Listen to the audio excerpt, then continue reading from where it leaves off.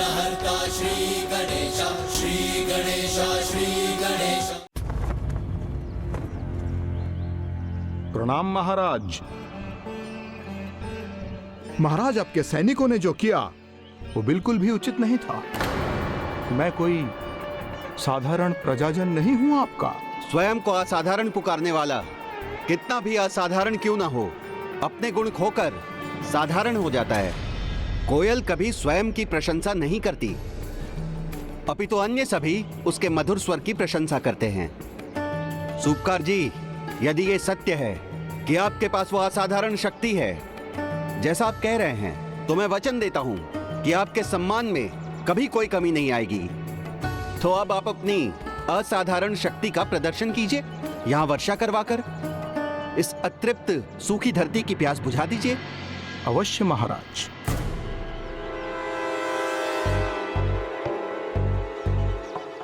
महाराज के राजभवन के ऊपर अभी वर्षा हो जाए।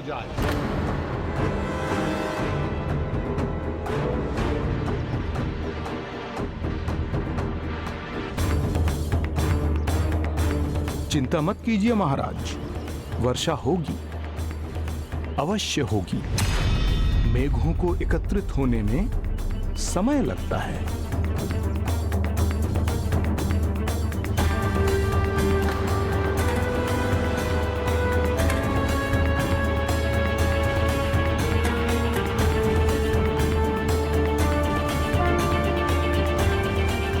मैंने कहा था ना महाराज, ये सब मनगढ़ंत प्रचार है। किसी व्यक्ति के पास भला इंद्रदेव की शक्ति कैसे हो सकती है? अब भ्रम फैलाने का दंड मिलना चाहिए सूपकार जी को।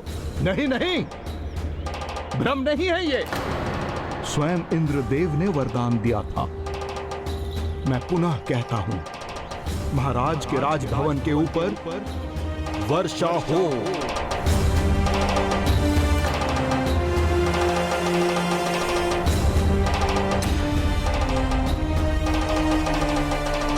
मेरा विश्वास कीजिए महाराज, मैं सत्य कह रहा हूं। यदि आपका कहा सत्य है तो यहां वर्षा क्यों नहीं हुई?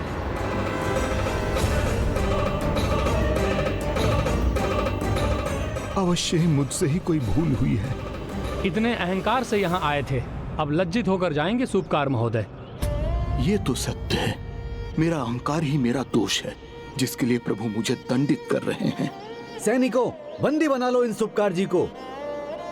हे प्रभु जगन्नाथ जी, मुझे क्षमा कर दीजिए। आपकी कृपा स्वरूप मुझे यह वरदान मिला और फिर भी मैंने अहंकार किया। मुझे क्षमादान देकर मेरी लाज बचा लीजिए। मुझ अहंकारी के लिए ना सही, अपने अन्य भक्तों के लिए ही इस क्षेत्र का सूखा दूर कर दे प्रभु। हर कृपा करके यहां वर्षा करवा दीजिए।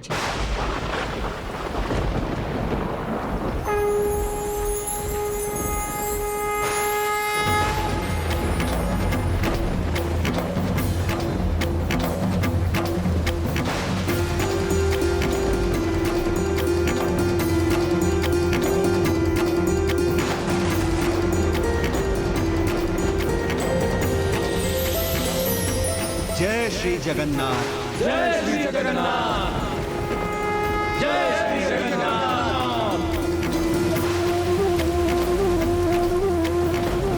हे महान सूपकार जी, अब इस संपूर्ण अकाल पीड़ित क्षेत्र में भी वर्षा करवा दीजिए, विशेष रूप से वहां जहां मंदिर के लिए अन्न और वनस्पति उत्पन्न होती हैं। हे प्रभु, तो संपूर्ण अकाल पीड़ित क्षेत्र में वर्षा करने की कृपा कीजिए।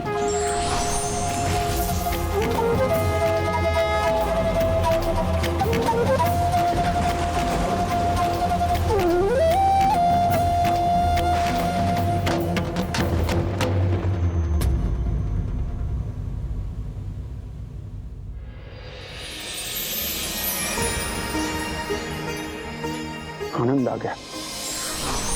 प्रणाम देव ऋषि। प्रणाम देवराज। देव ऋषि, आपने सत्य कहा था। प्रभु के महाभोग को चख कर ऐसा लगता है जैसे स्वयं प्रभु मिल गए। धन्यवाद देवराज। आज आप ही के कारण जगन्नाथ जी पुरी के स्थान में वर्षा हुई। धन्यवाद तो मुझे आपका करना चाहिए, क्योंकि आप ही ने मुझे उसके लिए प्रेरित किया। और सत्य कहूँ तो मैं वहाँ वर्षा करने के आशय से कदापि नहीं गया था। तब तो ये प्रभु की ही लीला है। तो अब विलंब किस बात का, आइए आप भी प्रभु के महाप्रसाद को ग्रहण कीजिए। अवश्य। लक्ष्मी नारायण, लक्ष्मी नारायण, लक्ष्मी नारायण। इस प्रकार प्रभु की लीला से पूरी क्षेत्र में वर्षा हुई और शीघ्र अकाल समाप्त हो गया और मंदिर का भंडार भी अन्न से भर गया।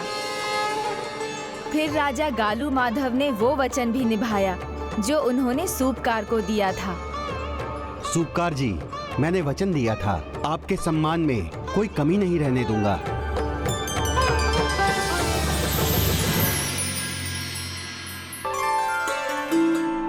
आज से आपको मेघमाल्या सुवार कहा जाएगा और इस उत्कल प्रदेश पर उपकार करने के लिए एक उपहार देना चाहूंगा।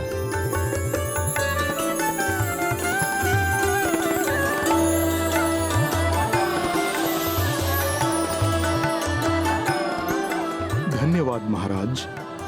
हमें क्षमा कीजिए, आरंभ में हमने आप पर संदेह किया।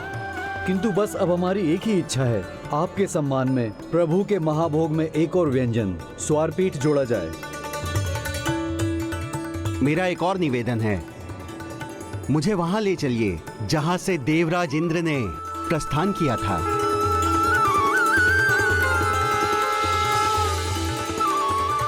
आइए महाराज, यही इंद्रदेव ने वरदान दिया था मुझे, और उसके पश्चात वो स्वर्ग लोक चले गए। यदि यहीं से स्वर्ग की यात्रा आरंभ होती है तो यहाँ स्वर्ग द्वार का निर्माण होगा और कालांतर तक ये स्थान अत्यंत महत्वपूर्ण रहेगा, क्योंकि मुझे विश्वास है देवराज इंद्र यहाँ प्रभु जगन्नाथ की लीला और उनकी इच्छा से ही आए होंगे। इसलिए इस स्थान से प्रभु के आशीर्वाद से ही यहाँ से स्वर्ग की यात्रा की जा सकती है। मैं यहाँ स्वर्ग द्वार के निर्माण का आदेश देता हूँ।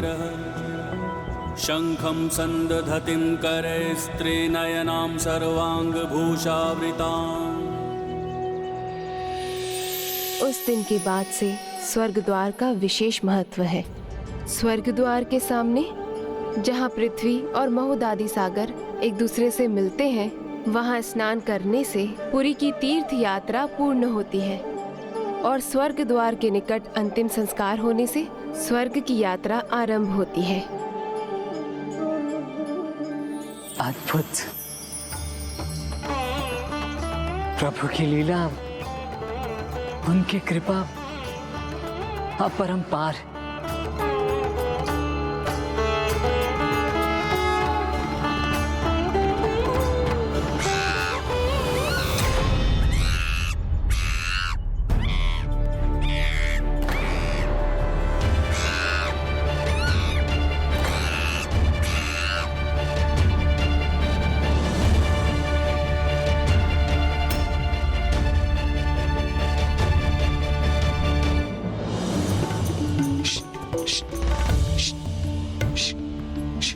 रुको पुत्र। किंतु ये तो माता, वो वानर, वो सारा महाभोग खा जाएगा। तो क्या हुआ पुत्र, इनकी आगमन की आशा में मैं अधिक महाभोग लाई हूँ। मैं इन्हीं की तो प्रतीक्षा कर रही थी। मुझे परोसने दो।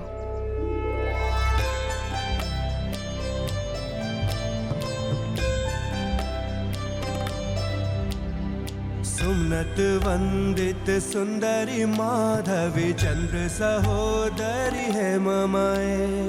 मुनिगण वंदित मोक्ष प्रदायनी मंजुल भाषिणी वेदनुते। पंकज वासिनी देव सुपूजित सद्गुण वर्षिणी शांतियुते। जय जय है मधुसूदन कामिनी आदि लक्ष्मी परिपालय मां।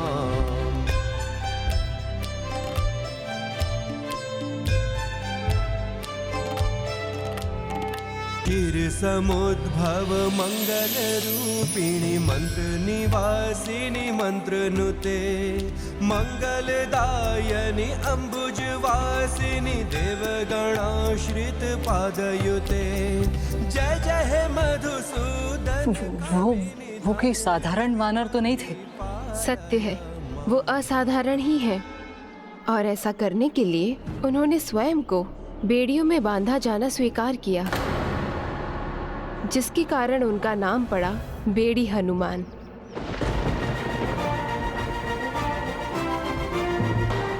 बेड़ी हनुमान?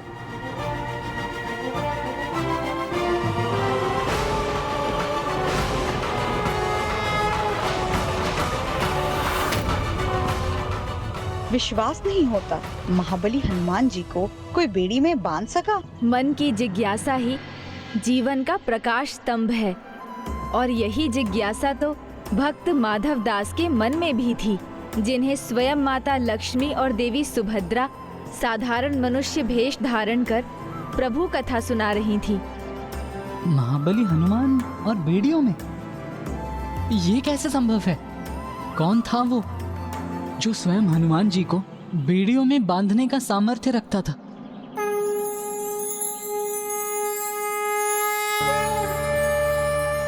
प्रभु के इस मंदिर की स्थापना में आरंभ से ही हनुमान जी की विशेष कृपा और मार्गदर्शन रहा है।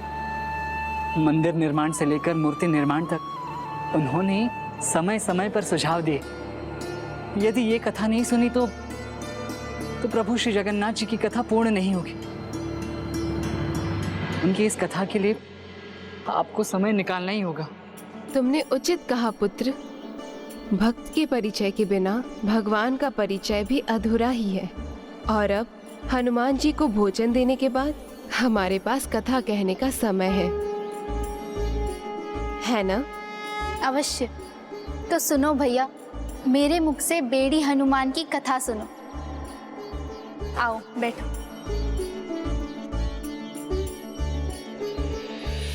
इस कथा का आरंभ नील चक्र रक्षा की कथा से होता है।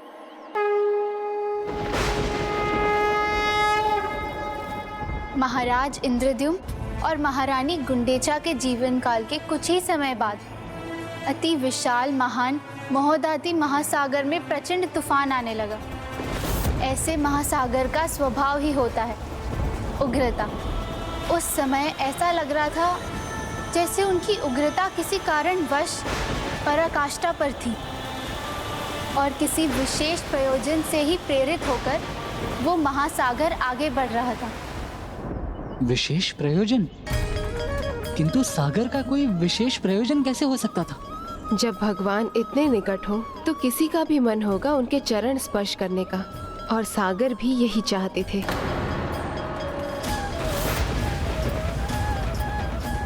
किंतु उससे तो जगन्नाथ जी पुरी मंदिर तक पहुंचने का मार्ग ही बाधित हो जाता। हाँ, यद्यपि सागर तट मंदिर से दूर था, किंतु महासागर के इस व्यवहार से एक गंभीर समस्या उत्पन्न हो गई थी। जैसे जैसे सागर मंदिर के निकट आने का प्रयास करते, पूरी क्षेत्र में बड़े तूफान आते, जिसके कारण नील चक्र पर संकट आ रहा था, और ऐसा लगने लगा था जैसे वो मंदिर से नीचे गिर जाएगा। क्या महाबली हनुमान आए चक्र रक्षा के लिए? सागर के आचरण से अनभिज्ञ जगन्नाथ जी पुरी में प्रभु दर्शन के बाद महाभक्त भक्ति सागर में ऐसे डूबे कि अपने आराध्य प्रभु श्री राम के ध्यान में ही खो गए। उन्हें तो तूफान का आभास भी नहीं था।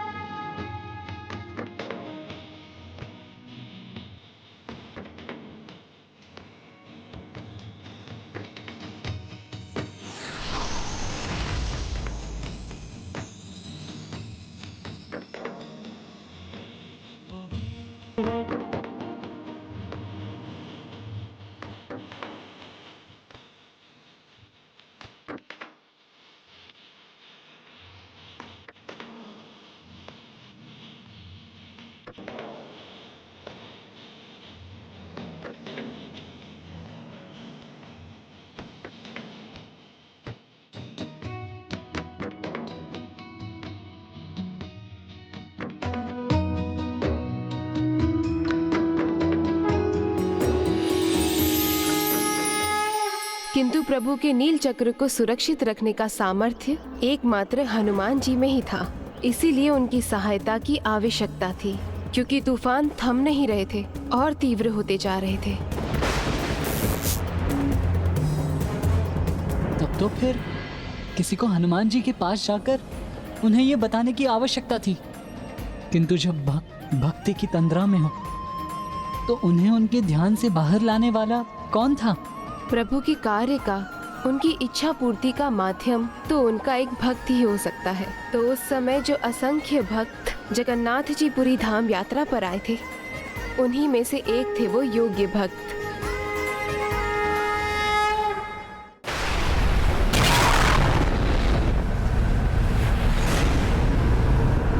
जहाँ सभी अन्य यात्री तूफान से भयभीत होकर विचलित हो भगवान के दर्शन से वंचित हो रहे थे, वहीं एक भक्त था जो विचलित हुए बिना सभी कठिनाइयों का सामना करते हुए प्रभु के मंदिर की ओर बढ़ रहा था। भाई, तूफान तो कम जा रहा है। पता नहीं क्या होगा।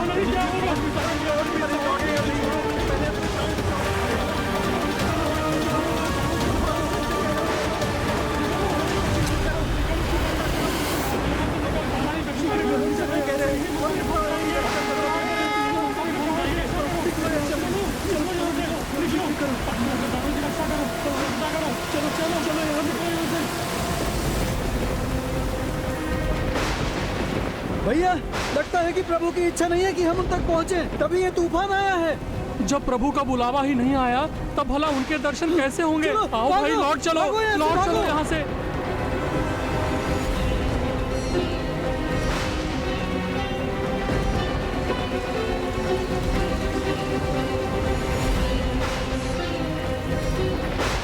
प्रभु की इच्छा है तो कुछ भी असंभव नहीं। यहाँ तक आया हूँ तो प्रभु की ही इच्छा है। अब तो उनके दर्शन करके ही लौटूंगा। कौन थे महान भक्त? श्री संत।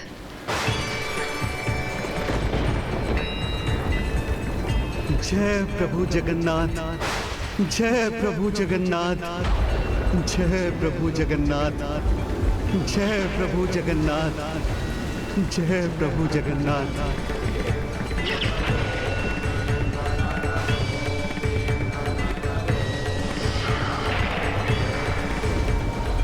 धन्य हुआ, आज आपके दर्शन पाकर मैं धन्य हुआ। अहो भाग्य मेरे।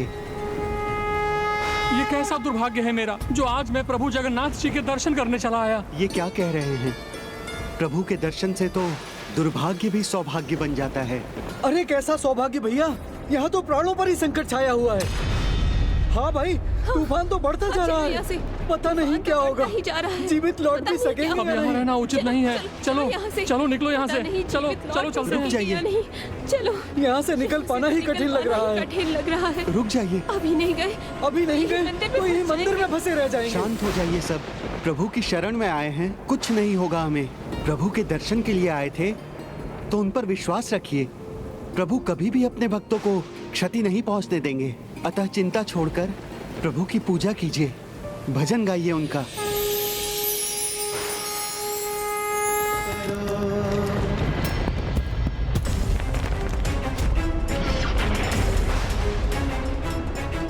अब ये कैसी भयावह ध्वनि थी? सुनो सुनो, मंदिर का नील चक्र भी गिरने वाला है। यहाँ रुकना उचित नहीं होगा। हाँ, हमें यहाँ से चलना चाहिए। रुक जाइए, मैं कह रहा हूँ ना, चिंता की कोई बात नहीं है। चिंता क्यों कर रहे हैं भैया? जब मंदिर का नील चक्र सुरक्षित नहीं है तो हम लोग कैसे सुरक्षित होंगे? इनकी बातों में मत आओ। नहीं, रुक जाइए, धैर्य रखिए, कुछ नहीं होगा हमें। शीघ्रता करो, शीघ्र, जल्दी करो। हे प्रभु, हमारी सुरक्षा कीजिए प्रभु।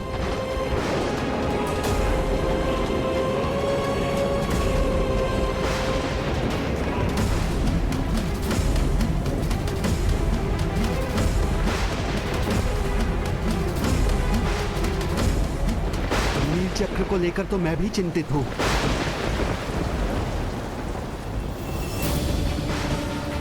ये उचित नहीं।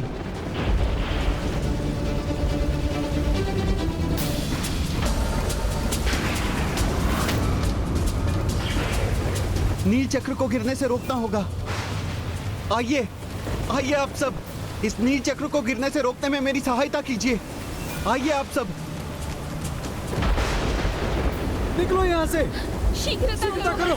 यहाँ चलो, तो अंतिम चलो, है। जल्दी निकलो यहाँ से, चलो भैया, भागो, भागो, चलो यहाँ से। शीघ्रता करो, हाँ जल्दी करो, चलो यहाँ से।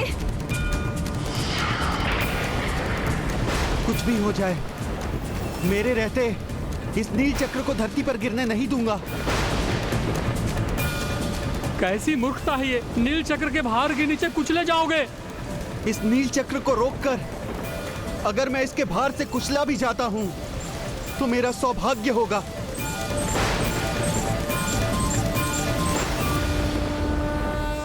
नील चक्र विशाल ही नहीं, अति भारी भी है। तो फिर उसके गिरने को भला कोई एक मनुष्य अपने हाथों से कैसे रोक सकता था? ये आत्मविश्वास नहीं, अति विश्वास है। नहीं पुत्र, ये उस महान भक्त की अडिग भक्ति थी। ये कैसी विचित्र भक्ति थी गजानन? विचित्र नहीं, अद्भुत और अटूट भक्ति थी ये। भक्त को भगवान पर जब पूर्ण विश्वास हो तो वो ऐसा ही करते हैं, और ऐसी भक्ति में अपार शक्ति होती है। ये सत्य है। श्री संत स्वयं इतने भारी नील चक्र को नहीं थाम सकते थे, किंतु उनकी भक्ति की शक्ति को कोई नहीं रोक सकता था। अरे अरे, मानसिक संतुलन भंग हो गया है इसका। जब बुद्धि आएगी तो स्वयं भाग निकलेगा यहाँ से। प्रभु, आप अकेले ही संसार का भार वहन करते हैं, तो क्या मैं आपके लिए इतना भी ना करूं? सभी मुझे मूर्ख समझते हैं तो समझें, लेकिन आपकी भक्ति ही मेरे जीवन का परम ध्येय है। मैं अकेले तो इस नील चक्र को नहीं संभाल सकता, लेकिन इसे धरती पर मैं गिरने भी नहीं दे सकता। अगर ये नील चक्र गिरा तो ये स्वयं आपका अपमान होगा और आपके भक्तों को एक अनुचित संदेश जाएगा। ये मैं कदापि नहीं होने दूंगा। इसलिए प्रभु, मुझे बल दीजिए या मेरा मार्गदर्शन कीजिए। मेरा मार्गदर्शन कीजिए प्रभु।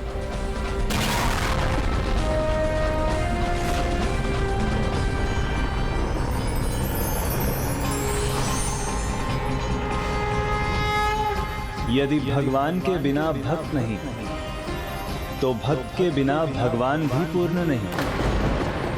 भक्त श्री संत, इस कार्य के लिए सबसे उपयुक्त और योग्य भक्त कौन है, ये तुम भली भांति जानते हो।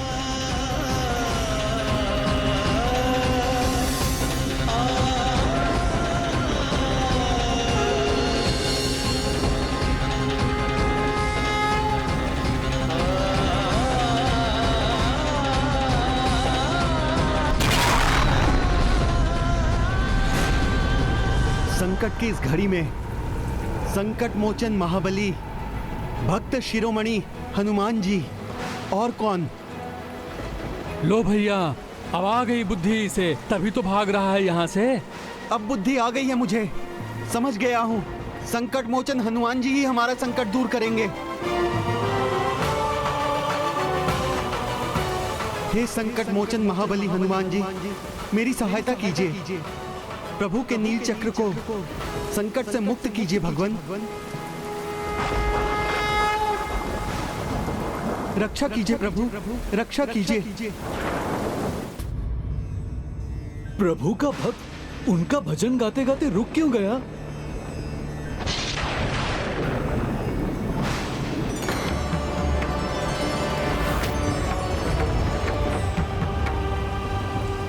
हे संकट मोचन महाबली हनुमान जी, मेरी सहायता कीजिए। प्रभु के नील चक्र को संकट से मुक्त कीजिए भगवान।